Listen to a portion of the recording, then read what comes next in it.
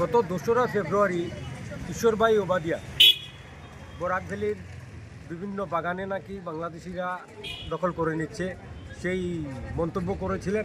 আমরা আশ্চর্য বোধ করছি, যেখানে এনআরসি প্রক্রিয়া, ডিলিমিটেশন,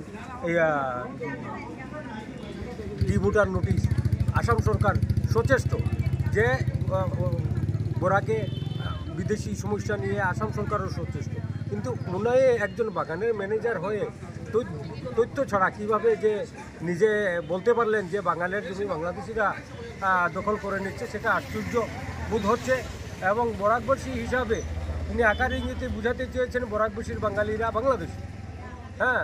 তাই বিরূপ মন্তব্যের জন্য ওনাকে ক্ষমা চাইতে হবে, কেননা উনি যে বক্তব্যটা করেছিলেন তিনি মিডিয়ার সামনে বক্তব্য করেছিলেন।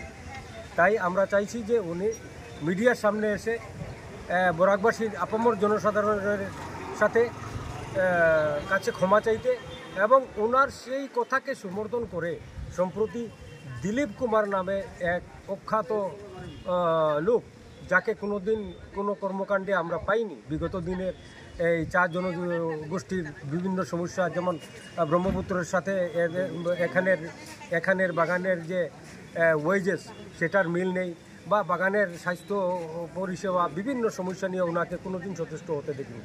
এখন তিনি বাগান শ্রমিকের নেতা হিসাবে আত্মপরিচয় দিয়ে ওনাকে সমর্থন করে যে কথাগুলো বলছেন, তার পরিপ্রেক্ষিতে আজকে আমরা সদর থানায় এসে মামলা করতে বাধ্য হই। কেননা এই ধরনের আশকারা দেওয়া যায় না, এই ধরনের কথাবার্তায় আশকারা দিতে আমরা পারি না।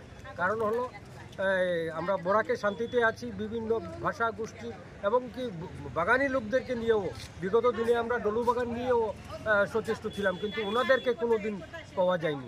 তাই যে এই বিভেদের সৃষ্টি আমি মনোভাব নিয়ে যারা এইভাবে সোশ্যাল মিডিয়া বা সাংবাদিক সম্মেলন করে বলতে পারে, তাদের যাতে বিহিত ব্যবস্থা হয় তার জন্য আমরা আজকে মামলা করেছি।